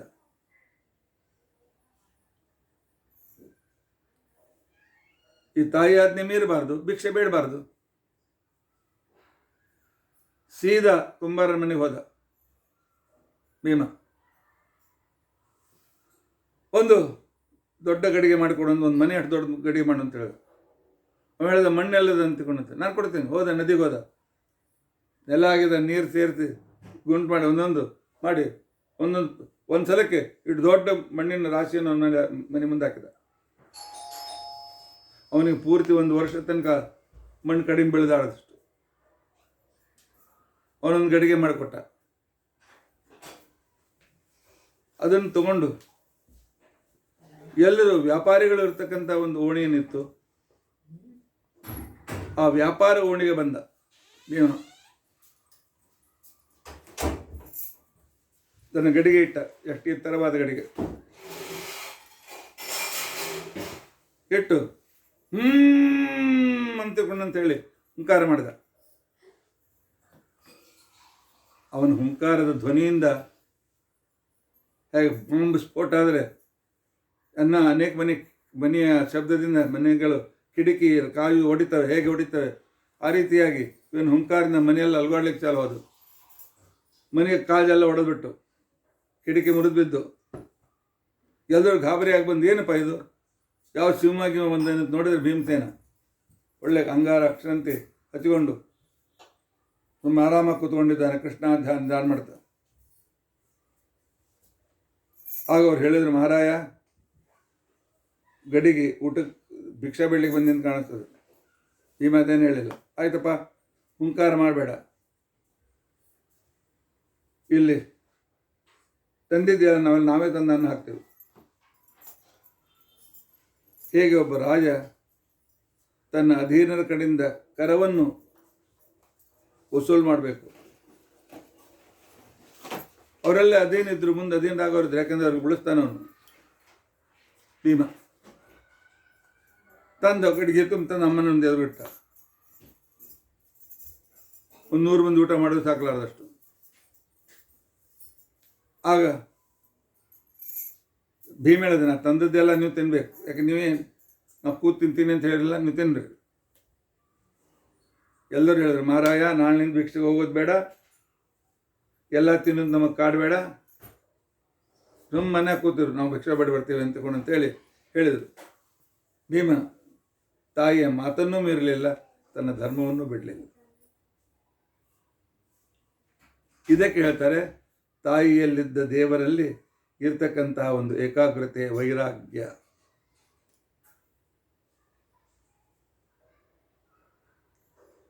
ತಾನು ತಂದ ಭಿಕ್ಷೆಯಲ್ಲಿ ನನಗೇನು ಬೇಡ, ನೀವು ತಿನ್ರಿ ಅಂತಕೊಂಡು ಅಂತ ಹೇಳ್ದ. ಮಹಾವಿರಕ್ತ ಶಿಖಾಮಣಿ. ಇನ್ನೊಂದು ದಿವಸ ಆ ಊರಿನಲ್ಲಿದ್ದ ಬಕಾಸುರನಿಗೆ ಪ್ರತಿಯೊಂದು ಮನೆಯಿಂದ ದಿನಾಲು ಒಬ್ಬ ಮನುಷ್ಯ 2 ಎತ್ತುಗಳು, ಬಂಡಿ ತುಂಬ ಅನ್ನ ಹೋಗ್ಬೇಕು. ಸರದಿ ಬಂತು ಇವರು ಇಳಿದುಕೊಂಡ ಬ್ರಾಹ್ಮಣನ ಮನೆಗೆ. ಎಲ್ಲರೂ ದುಃಖಿಸ್ತಾ ಇದ್ದಾರೆ. ಅವರು ಅಳು ಕೇಳಿ ಕುಂತಿ ಹೋದ್ಲು. ವಿಷಯ ಗೊತ್ತಾಯಿತು. ತಂದೆ ತಾಯಿ ಇಬ್ಬರು ಮಕ್ಕಳು, ಒಂದು ಹೆಣ್ಣು ಒಂದು ಗಂಡು. ನಾನು ಹೋಗ್ತೇನೆ, ನೀನು ಹೋಗ್ತೇನೆ. ಅವ್ರು ಹೇಳಿದ್ರು, ಯಾರೂ ಹೋಗಬೇಡ್ರಿ, ನನಗೆ 5 ಜನ ಗಂಡಸ ಮಕ್ಕಳಿದ್ದಾರೆ, ಒಬ್ಬನು ಕಡಿಮೆ ಆದರೆ ನಡೀತದೆ ನನಗೆ ಅಂತ ಅವ್ರ ಮುಂದೆ ಹೇಳಿದ್ರು. ಆದರೆ ಮನಸ್ಸಿನಲ್ಲಿ ಭೀಮ ಆ ಬಕಾಸುರನನ್ನು ಕೊಂದು ಈ ಊರನ್ನು ಸಂರಕ್ಷಣೆ ಮಾಡಲಿ. ಯಾಕೆ ಊರು ಅನ್ನ ಹಾಕಿದೆ, ಅನ್ನದರಣ, ಆ ಋಣವನ್ನು ತೀರಿಸಬೇಕು. ಕುಂತಿಯ ದೀರ್ಘದೃಷ್ಟಿ ನೋಡಿಕೊಳ್ಳಿ.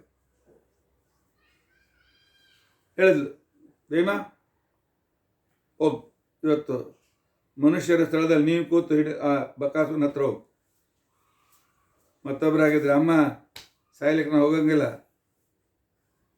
ಒಂದು ಸ್ವಲ್ಪ ಹೆಚ್ಚು ಕಡೆ ನನ್ನ ಕಡೆಯಿಂದ ಆಗಂಗಿಲ್ಲ ಅಂತಕೊಂಡು ನಾವೆಲ್ಲ ಅಮ್ಮನ ಮುಂದೆ ಜಗಳಾಡ್ತೇವೆ. ಭೀಮ ಜಗಳಾಡಿದ್ನೆ, ಏನಿಲ್ಲ, ಧರ್ಮರಾಜ ಹೇಳ್ತಾನೆ, ಅಮ್ಮ ಕಳಿಸ್ಬೇಡ, ಅವ ಇದ್ದಾನಂತ ನಾವು ಜೀವಂತ ಇದ್ದೀವಿ.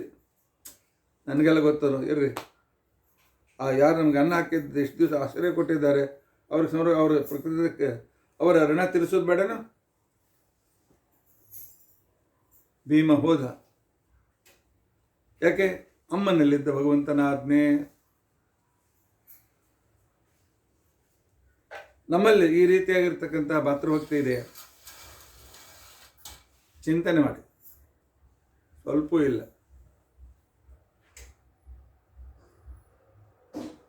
ನಮ್ಮಲ್ಲಿ ಸ್ವಲ್ಪ ಕೂಡ ಈ ರೀತಿಯಾದ ಮಾತೃಭಕ್ತಿ ಇಲ್ಲ, ಪಿತೃಭಕ್ತಿ ಇಲ್ಲ, ಗುರುಭಕ್ತಿ ಇಲ್ಲ. ನಾನು ನಂದು ಮಜಾ ಮಾಡಬೇಕು ಇಷ್ಟೇ. ನಾನು ನನ್ನ ಕರಿಯರ್, ತಾಯಿ ಬೇಡ, ಅಮ್ಮ ಬೇಡ, ತಪ್ಪ ಬೇಡ, ಕೆಲವರಿಗೆ ಹೆಂಡತಿ ಮಕ್ಕಳು ಬೇಡ, ಇಂಥ ಪರಿಸ್ಥಿತಿ ಇಂದು. ಆ ನಂತರ ವೇದವ್ಯಾಸರು ಹೇಳಿದರು, ದ್ರೌಪದಿ ಸ್ವಯಂವರ ಇದೆ, ಅಲ್ಲಿ ಹೋಗ್ಬೇಕು, ವೇಷ ಬದಲಿಸ್ಕೊಂಡು ಹೋಗ್ಬೇಕು. ದುರ್ಯೋಧನಾದಿಗಳಿಗೆ ಸದ್ಯಕ್ಕೆ ಅವರನ್ನು ಕೊಲ್ಲುವ ಸಮಯ ಬಂದಿಲ್ಲ. ಆ ಸಮಯ ಬಂದಾಗ ನಾನು ಅಥವಾ ಕೃಷ್ಣ ನಿಮ್ಗೆ ಸೂಚನೆ ಮಾಡ್ತೇವೆ, ಆಗ ಅವ್ರ ಮೇಲೆ ಯುದ್ಧಕ್ಕೆ ಹೋಗಿ. ಅಲ್ಲಿವರೆಗೆ ಗುಪ್ತವಾಗಿರ್ಬೇಕು. ಆದರೆ ಭೀಮನನ್ನು ಮುಚ್ಚಿಡ್ಲಿಕ್ಕೆ ಆಗ್ತದೆ. 10, 15, 12 ಫೂಟ್ ಎತ್ತರ, ಒಳ್ಳೆ ದಟ್ಟಪುಟ್ಟ ವ್ಯಕ್ತಿ, ಅತಿ ಸುಂದರ. ಆದರೂ ಬ್ರಾಹ್ಮಣ ವೇಷ ಹಾಕ್ಕೊಂಡು ದ್ರೌಪದಿ ಸ್ವಯಂವರಕ್ಕೆ ಹೋಗಿದ್ದಾರೆ. ಮಧ್ಯದಲ್ಲಿ ಚಿತ್ರಕೇತು ಗಂಧರ್ವ ಅರ್ಜುನನಿಗೆ ಯುದ್ಧ. ಅರ್ಜುನ ಸೋತ. ಭೀಮ ಮಧ್ಯದಲ್ಲಿ ಅವನನ್ನು ಚಿತ್ರತನ ಸೋಲಿಸಿ ಓಡಿಸ್ಬೋದಾಗಿತ್ತು. ಬೇಡ, ನನ್ನ ತಮ್ಮನಿಗೆ ಪರಾಜಿತ ಅಂತನೂ ಹೆಸರು ಬೇಡ. ಅವನಿಗೆ ಉತ್ಸಾಹ ಕೊಟ್ಟಿದ್ದಾನೆ, ಮುಂದುವರಿಯ ಅರ್ಜುನ ಅಂತ ತಿಳ್ಕೊಂಡಂತೇಳಿ.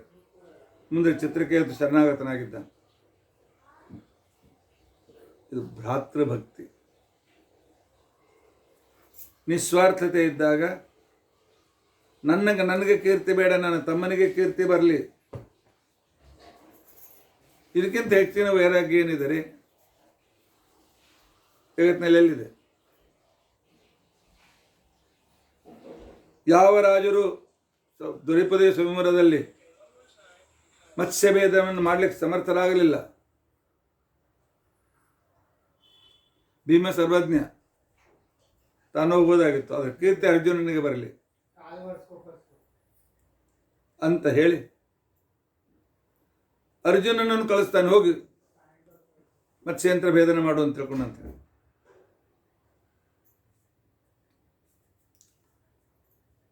ಅರ್ಜುನನಿಗೆ ಕೀರ್ತಿ ಸಿಗ್ಲಿ ಅಂತ ತಿಳ್ಕೊಂಡಂತೆ. ಮುಂದೆ ತಾಯಿ 5 ಜನ ಮದುವೆ ಆಗುವಂತಂದಾಗ ತಾಯಿಯ ಆಜ್ಞೆ. ಆದರೆ ತಾವು ದೇವರು ಅಲ್ಲಿ ಭಾರತೀ ದೇವಿ ಇದ್ದಾಳೆ, ಇದೆಲ್ಲ ಬೇರೆ. ದ್ರೌಪದಿ 5 ಜನರ ಹೆಂಡತಿಯಾಗಿದ್ದರೂ ಕೂಡ ಮುಖ್ಯವಾಗಿ ಭೀಮನ ಹೆಂಡತಿಯಾಗಿದ್ಲು.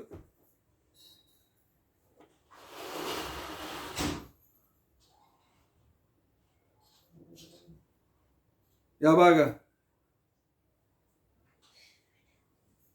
ಸುಭದ್ರೆಯ ಜೊತೆಗೆ ಅರ್ಜುನನ ಮದುವೆ ಆಯಿತು, ಆವಾಗ ಅರ್ಜುನ ತಾನು ದ್ರೌಪದಿ ಹತ್ರ ಬರೋದನ್ನು ಬಿಟ್ಬಿಟ್ಟ. ಅವಳ ತೇಜಕ್ಕೆ ಅಷ್ಟು ಅವರು ಹಿಂಸರಿತಾ ಇದ್ದರು. ದ್ಯೂತದಲ್ಲಿ ಸೋತಾಕ್ಷಣಕ್ಕೇನೆ, ದ್ರೌಪದಿಯನ್ನು ಪಣಕ್ಕಿಟ್ಟು ಸೋತಾಕ್ಷಣಕ್ಕೇನೆ ನಾನು ಗಂಡ ಅಂತನ್ನು ಮುಖ ತೋರಿಸುವ ಧೈರ್ಯ ಧರ್ಮರಾಜನಿಗಿರಲಿಲ್ಲ. ವ್ಯವಹಾರದಲ್ಲಿ ದ್ರೌಪದಿ ಅಷ್ಟೇ ಮರ್ಯಾದೆ ಕೊಡ್ತಿದ್ಲು, ಅವಳ ಸಂಪರ್ಕ ಅವನು ಬಿಟ್ಬಿಟ್ಟಿದ್ದಾನೆ. ಜರಾಸಂಧನ ಮಗಳನ್ನು ಮದುವೆ ಆದ ಕ್ಷಣಕ್ಕೇನೆ ಸಹದೇವ ಬದಿಗೆ ಸರಿದ್ಬಿಟ್ಟ. ನಕುಲ್ನ ಮದುವೆ ಆದಮೇಲೂ ಕೂಡ ಇನ್ನೊಂದು ಮದುವೆ ಆದಮೇಲೆ ಅವನು ಬದಿಗೆ ಸರಿದ್ಬಿಟ್ಟ. ಆದರೆ ದ್ರೌಪದಿ ಉಳಿದದ್ದು ಭೀಮಸೇನ ಹತ್ರ ಮಾತ್ರ. ಯಾಕೆ? ಅವನು ನಾಯಕ, ಅವಳ ನಾಯಕಿ. ಆದರೆ ಸಂಪೂರ್ಣವಾಗಿರ್ತಕ್ಕ ನನ್ನ ಕೆಲಸ ನಾನು ಮಾಡ್ತೇನೆ, ಕೀರ್ತಿ ಅಣ್ಣ ತಮ್ಮಂದರಿಗೆ ಸಿಗಲಿ ಅನ್ನೋ ಉದಾರತೆ, ತನ್ನ ಸ್ವಾರ್ಥತ್ಯಾಗ ರೂಪವಾದ ವೈರಾಗ್ಯ ಭೀಮಸೇನನು. ರಾಸೂಯಾಗದಲ್ಲಿ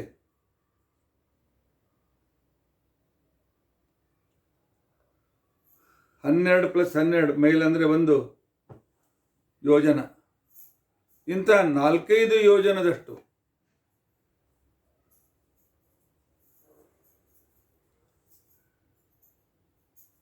ಅನೇಕ ಕಿಲೋಮೀಟರ್ನಷ್ಟು ಸಂಪತ್ತಿ ರಾಶಿಯನ್ನು ತಂದು ಭೀಮಸೇನ ತಂದು ಕೊಟ್ಟ.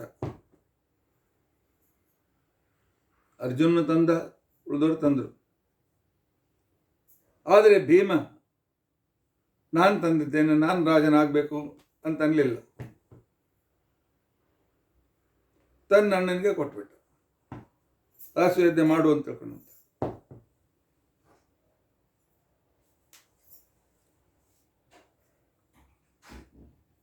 ಭೀಮ 1 ಸಲ ಅಲ್ಲ 2 ಸಲ ಸಂಪತ್ತಿಯನ್ನು ತಂದು ಕೊಟ್ಟಿದ್ದಾನೆ.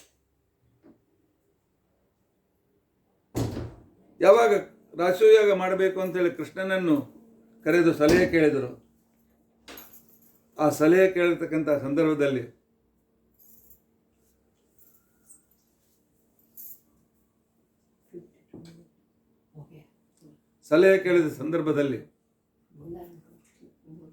ಕೃಷ್ಣ ಹೇಳ್ತಾನೆ, ನೋಡಪ್ಪ, ಜರಾಸಂಧನನ್ನು ಕೊಲ್ಲದೆ ಎಲ್ಲ ರಾಜರನ್ನು ಸೋಲಿಸ್ಬೇಕು. ಜರಾಸಂಧ ಸೋಲೋದಿಲ್ಲ, ಕಡಿತನಿಗೆ ಯುದ್ಧ ಮಾಡ್ತಾನೆ, ಸೋಲಿಕ್ಕೆ ಒಪ್ಪೋದಿಲ್ಲ ಅವನು. ಅವನನ್ನು ಕೊಲ್ಲಬೇಕು. ಜರಾಸಂಧ ಹೆಸರು ಕೇಳಿದ ಕ್ಷಣಕ್ಕೇನೆ ಧರ್ಮರಾಜ ಅಂದ ನನ್ನ ಕಡೆಯಿಂದ ಆಗೋದಿಲ್ಲ ಅಂತ ಕೂತ್ಬಿಟ್ಟ.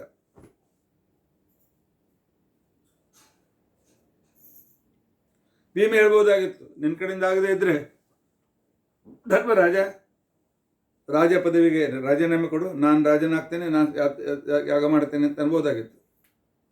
ಅನ್ಲಿಲ್ಲ. ಅವನೇನು ಹೇಳ್ದ, ಅಣ್ಣ ನಮ್ಮ ಕಡೆಯಿಂದ ಆಗದೇ ಇದ್ದರೂ ಕೂಡ ಕೃಷ್ಣನಿಂದ ಆಗದೇ ಇದ್ದದ್ದು ಯಾವುದಿದೆ? ಕೃಷ್ಣನನ್ನು ಮುಂದೆ ಮಾಡಿಕೊಂಡು ನನ್ನಲ್ಲೇ ನನ್ನ ಬಲ, ಕೃಷ್ಣನ ಯುಕ್ತಿ ನಾವು ತಪ್ಪದೆ ಜರಾಸಂಧನನ್ನು ಸಂಹರಿಸ್ತೇವೆ. ಕೃಷ್ಣೇ ನಯೋ ಮೈ ಬಲಂ ಜಯ ಪಾರ್ಥೇ ಧನುರ್ಧರೆ ಮಾಗಧಂ ಸಾಧಯಿಷ್ಯಾಮಿ ಇಷ್ಟಿಂ ತ್ರಯ ಇವಾಗ್ನೇಯ. ಮಹಾಭಾರತದ ಮಾತು. ಒಂದು ಯಜ್ಞ ಮಾಡಬೇಕಾಗಿದ್ದರೆ 3 ಥರದ ಅಗ್ನಿಗಳು ಬೇಕು. ಗಾರ್ಹಪತ್ಯಾಗ್ನಿ, ಆಹವನೀಯಾಗ್ನಿ, ಅನ್ವಾಹಾರ್ಯ ಪಚನ ಅಂತಕ್ಕಂಥ 3 ಅಗ್ನಿಗಳು ಬೇಕು. ಹಾಗೆ ನೀತಿ ಕೃಷ್ಣನದು, ನನ್ನ ಬಲ, ಆನಂತರ ಜಯಶಾಲಿತ್ವ ಅರ್ಜುನ. ನಿಜವಾಗಿಯೂ ಅರ್ಜುನ ಅವಶ್ಯಕತೆ ಇರಲಿಲ್ಲ. ಅರ್ಜುನನಿಗೆ ಜರಾಸಂಧ ಅಪಮಾನ ಮಾಡ್ತಾನೆ.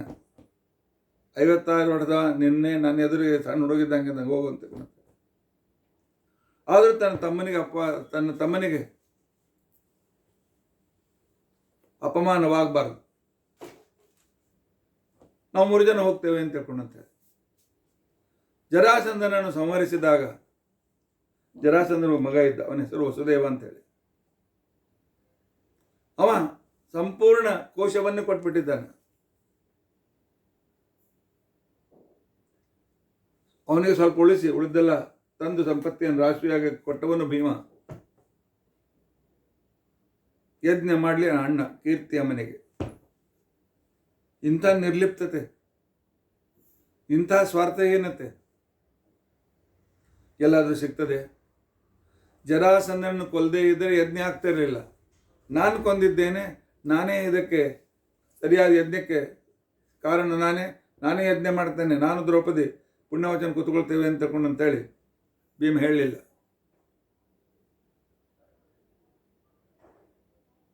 ಇದಕ್ಕೆ ನಿರಂತರ ವೈರಾಗ್ಯ.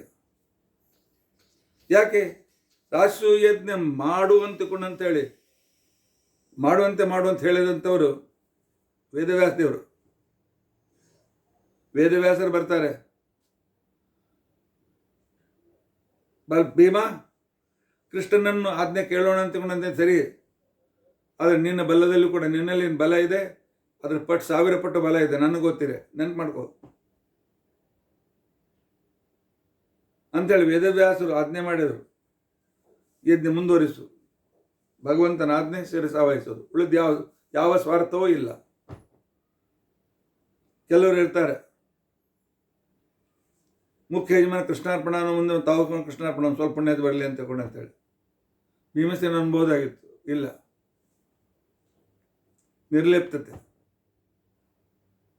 ನಿರ್ಲಿಪ್ತನಾಗಿರ್ತಾನೆ.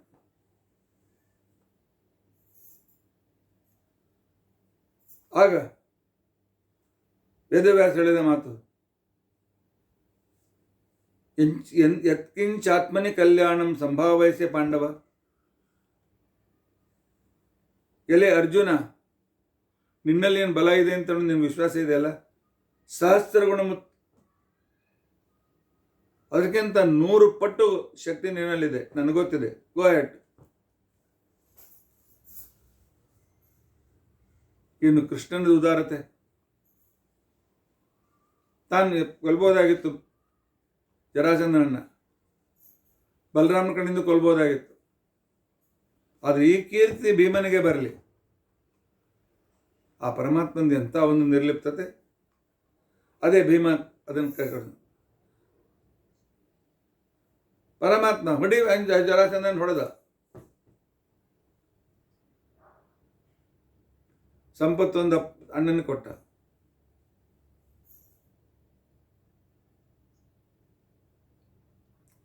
ಅಣ್ಣ ಜೂಜಾಡಿ ಎಲ್ಲವನ್ನೂ ಕಳೆದ.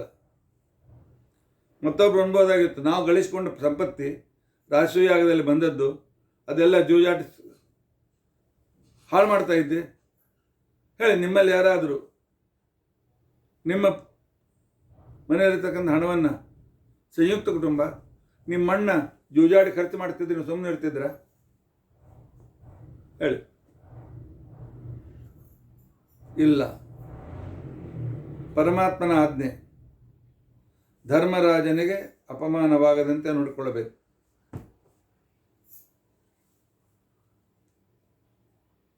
ಎಲ್ಲಿಯವರೆಗೆ? ಧರ್ಮರಾಜ ಎಲ್ಲವನ್ನೂ ಸೋಲುವವರೆಗೂ ಭೀಮ ಸುಮ್ಮನಿದ್ದ.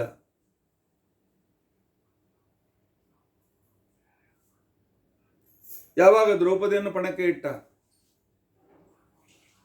ಆಗ ಭೀಮಸೇನ ಇಲ್ಲ, ಅತಿ ಸಹನೆ ದುರ್ಬಲತೆಯ ಲಕ್ಷಣ.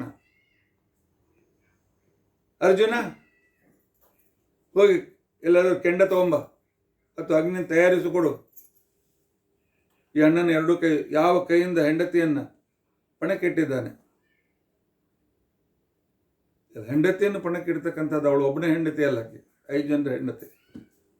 ಅವನಿಗೆ ಅಧಿಕಾರವಿಲ್ಲ. ಹೆಂಡತಿಯನ್ನು ಈ ರೀತಿಯಾಗಿ ಯಾಕೆ ಪಗಡಿ ಆಡ್ತಕ್ಕಂಥ ಜೂತಗಾರರು, ದರೋಡೆಕೋರರು, ಅವರು ಇವರೆಲ್ಲ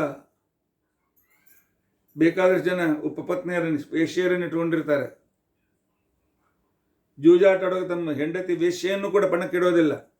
ಅಂಥದ್ದು ನಮ್ಮ ಧರ್ಮಪತ್ನಿ ಆದ ದ್ರೌಪದಿಯನ್ನು ಇಡ್ತಾನೆ ಅವನು. ಕೈ ಸುಟ್ಬಿಡೋಣ ಅಂತ. ಇದೇ ಸಂದರ್ಭ ಅಂತ ತಿಳ್ಕೊಂಡು ಅಂತೇಳಿ ಇವರಲ್ಲಿ ಒಡಕು ಹುಟ್ಟಿಸ್ಬೇಕು. ಭೀಮ ಧರ್ಮರಾಜನ ಬೇರೆ ಮಾಡ್ಬೇಕು, ಅಂದ್ರೆ ಅವ್ರನ್ನ ಕೊಲ್ಲಿಕ್ಕೆ ಅನುಕೂಲವಾಗ್ತದೆ ಅಂತೇಳಿ ದುರ್ಯೋಧನ ಹೇಳ್ದ. ಭೀಮಾರ್ಜುನರಿಗೆ ಇವನು ನಮ್ಮ ಅಣ್ಣ ಅಲ್ಲ, ಅವನು ಪಣಕ್ಕಿಟ್ಟು ಸೋತದ್ದು ಬೀತದ್ದು ನಮಗೆ ಸಂಬಂಧ ಇಲ್ಲ ಅಂತ ಅಂದ್ಬಿಡಿ, ನಿಮಗೆಲ್ಲ ಸಂಪತ್ತಿ ವಾಪಸ್ ಕೊಡ್ತೇನೆ. ಆಗ ನಮ್ಮಂಥವ್ರಿಗೆ ಹೌದಪ್ಪ ನಮ್ಮ ಅಣ್ಣ ಅಲ್ಲವ, ನಮ್ಗೆ ವಾಪಸ್ ಕೊಡು. ಭೀಮ ಅನ್ನಲಿಲ್ಲ. ಅವನು ನಮ್ಮ ಹಿರಿಯ ಅಣ್ಣ, ಅವನು ಮಾಡಿದ್ದು ನಮಗೆ ಸಮ್ಮತ ಇದೆ. ಎರಡೂ ಕೈ ಸುಡ್ತೇನೆ ಅಂತಂದ ವ್ಯಕ್ತಿ ಮುಂದೆ ಮಾತನಾಡ್ತಾನೆ. ಆಗ ಅರ್ಜುನ ಕೇಳ್ತಾನೆ, ಹಿರಿಯರಿಗೆ ಇಲ್ಲ, ಹಿರಿಯರಿಗೆ ಮಾತಿನಿಂದ ಶಿಕ್ಷೆ ಕೊಡಬೇಕು, ತಪ್ಪು ಹೇಳುವಾಗ ಅವ್ರಿಗೆ ಬುದ್ಧಿ ಹೇಳಬೇಕು. ಅದನ್ನು ಹೇಳಿದ್ದೇನೆ ಅಷ್ಟೇ, ನಾನು ಅದೇನು ಪ್ರಾಕ್ಟಿಕಲ್ ಅವನ ಕೈ ಸುಡೋದಿಲ್ಲ. ಅವನು ನಮ್ಮ ಅಣ್ಣ, ಅವನ ಜೊತೆಗಿರ್ತಕ್ಕಂಥ ಅವನ ತಮ್ಮಂದ್ರು ನಾವು. ಅವನು ಏನು ಮಾಡಿದ್ರು ಕೂಡ ನಮಗೆ ಸಮ್ಮತ ಇದೆ. ಒಡಕು ಹುಟ್ಟದಂತೆ ತಮ್ಮ ಎಲ್ಲವನ್ನು ಕಳೆದವನ ಮೇಲೆಯೂ ಕೂಡ ಹಿರಿಯ ಅಣ್ಣ ಅಂತನೂ ಜಗತ್ತಿಗೆ ಅಣ್ಣ ಬಗ್ಗೆ ಹೇಗಿರಬೇಕು ಅಂತನೂ ಕಲಿಸಿಕೊಟ್ಟವನು ಭೀಮಸೇನ. ಇದಕ್ಕಿಂತ ದೊಡ್ಡ ವೈರಾಗ್ಯ ಏನ್ರಿ?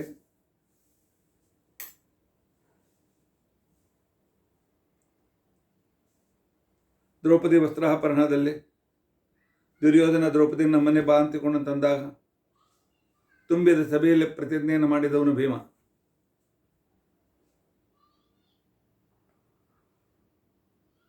ನಾನು ದುಶ್ಯಾಸನನ ಎದೆ ಗುಂಡಿಗೆ ನುಡಿದ ರಕ್ತ ಕುಡಿತೇನೆ, ದುರ್ಯೋಧನನ್ನ ತೊಡೆ ಒಡೆದು ಕೆಳಗೆ ಬೀಳಿಸ್ತೇನೆ, ಕೃಷ್ಣನನ್ನು ಪಣಕ್ಕೆ ಇಡುವಂತಿಕೊಂಡು ತಂದಾಗ ನಿನ್ನ ತಲೆಯನ್ನು ತುಳಿತೇನೆ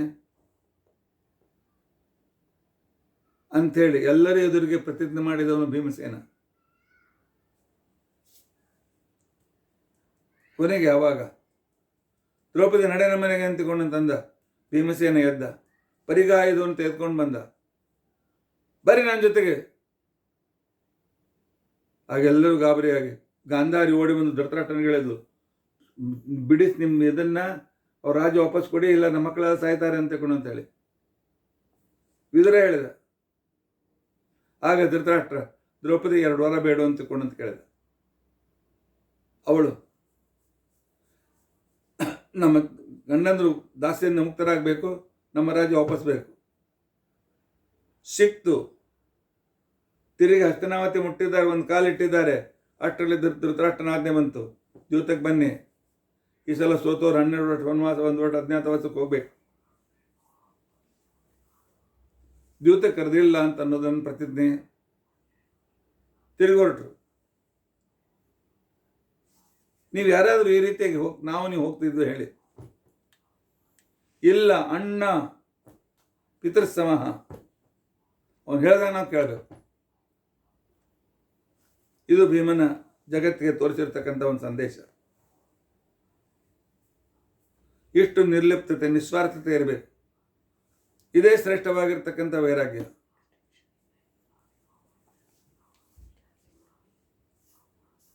ಇಂಥ ವೈರಾಗ್ಯ ಜಗತ್ತಿನಲ್ಲಿ ಸಿಗಲಿಕ್ಕೆ ಸಾಧ್ಯವಿಲ್ಲ. ಈ ರೀತಿಯಾಗಿ ವೈರಾಗ್ಯದ ಪ್ರತಿನಿಧಿ, ಪೂರ್ತಿ ಮಹಾಭಾರತ ಹೇಳ್ತಾ ಕೂತ್ಕೊಂಡು ತಿಂಗಳಾಗ್ತದೆ.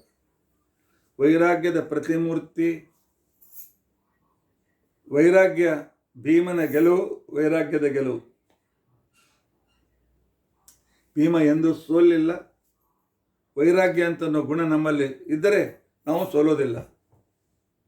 ಇದೇ ಆಧ್ಯಾತ್ಮಿಕವಾಗಿರ್ತಕ್ಕಂಥ ಭೀಮನ ದೃಷ್ಟಿ, ಆಚಾರ್ಯರ ಅಭಿಪ್ರಾಯ. ಇತಿ ಅದ್ಯ ಕಥಾ ಪ್ರಸಕ್ತಿ. ಹರೇ ರಾಮ ಹರೇ ರಾಮ, ರಾಮ ರಾಮ ಹರೇ ಹರೇ, ಹರೇ ಕೃಷ್ಣ ಕೃಷ್ಣ ಕೃಷ್ಣ ಹರೇ ಹರೇ. ಉಗ್ರಂ ವೀರಂ ಮಹಾವಿಷ್ಣುಂ ಜ್ವಲಂತಂ ಸರ್ವತೋಮುಖಂ ನೃಸಿಂಹಂ ಭೀಷಣಂ ಭದ್ರಂ ಮೃತ್ಯುಂ ನಮಾಮ್ಯಹಂ. ಅಚ್ಯುತಾನಂತ ಗೋವಿಂದ ಸ್ಮೃತಿಮಾತ್ರಾರ್ಥಿನಾಶನ ರೋಗಾನ್ಮೇ ನಾಶೇಷಾನ್ ಆಶು ಧನ್ವಂತರೇ ಹರೇ.